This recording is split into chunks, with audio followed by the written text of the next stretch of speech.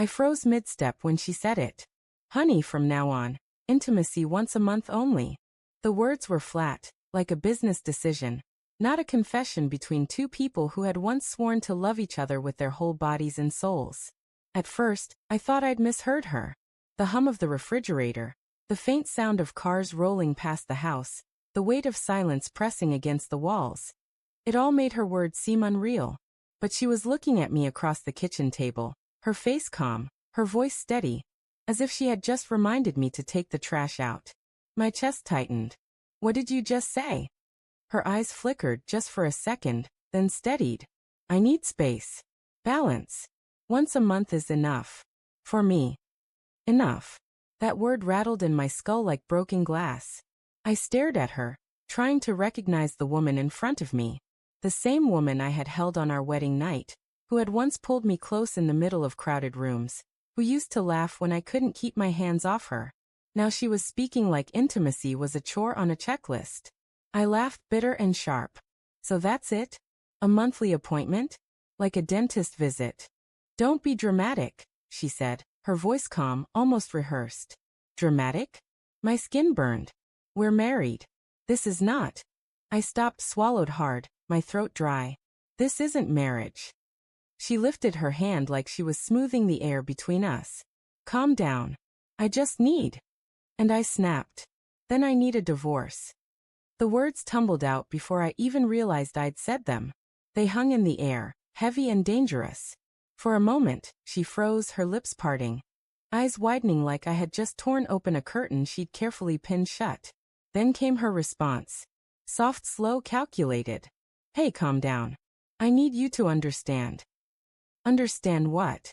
Her voice broke slightly then, the first crack in her armor. I need you to understand that I'm not empty, that I'm not cold, that I've already given more of myself than I ever thought I could. The room tilted. My pulse thundered in my ears. Something in the way she said it, like a confession dressed in excuses, lit a fire of dread inside me. Given. My voice trembled. Given to who? Her eyes darted away. That was all it took. That one flicker of guilt, so fast it would have gone unnoticed if I wasn't watching her like my life depended on it. Suddenly, the air was poisoned. The walls seemed to close in. I thought about the nights she came home late, claiming she was staying back at work. The sudden distance in her eyes during dinner. The way she had started locking her phone, setting it face down on the table. All those red flags I had brushed off, smothered under trust. My chest hollowed out. You're seeing someone. Her silence was louder than any scream. I felt the floor vanish beneath me. How long? My voice was a whisper, broken, begging. She pressed her palms flat against the table, her nails trembling against the wood. It's not what you think. My laugh was jagged, ugly. It's exactly what I think. Jesus, how long? Her lips parted, but no sound came out. Her eyes filled, shimmering, but not with the kind of guilt that begged forgiveness. More like the kind that confessed inevitability. That was worse. So much worse. I sank into my chair, my head in my hands, the kitchen suddenly suffocating. My mind raced back to every moment I'd overlooked. The way she slipped her wedding ring off when she cooked, the perfume that lingered faintly when she came home. Not hers, not ours. And like a cruel film reel, I replayed the night I had kissed her cheek, whispering, I love you, while she stared at her phone with a faint secret smile. I wanted to scream, to shatter something, to crawl out of my own skin. But all I managed was a hollow whisper.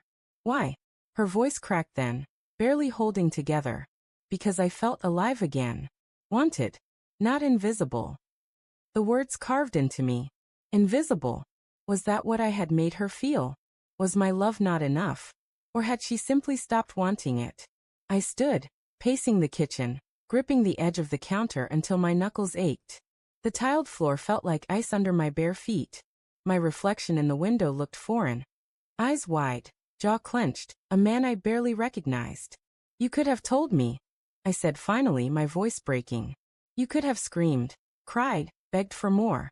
Instead you gave yourself to someone else. Her face collapsed into her hands, muffling her sobs. I didn't mean to fall. I didn't plan it. But she didn't deny it. Not once.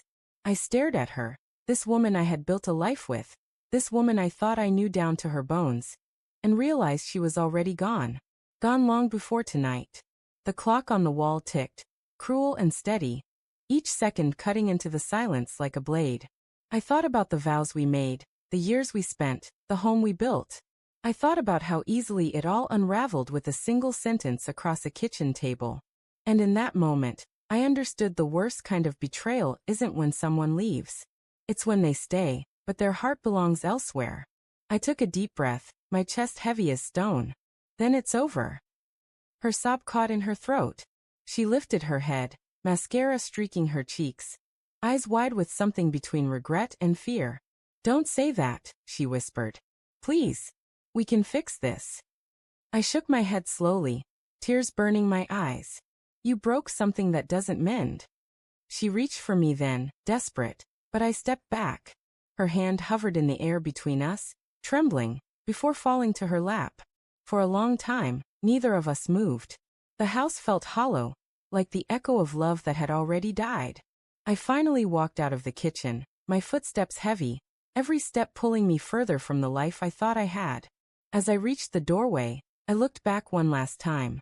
She was sitting there, small and broken, but I couldn't feel sorry for her. I could only feel the crushing weight of a truth I could no longer unsee. She didn't just ration our intimacy. She had given it away.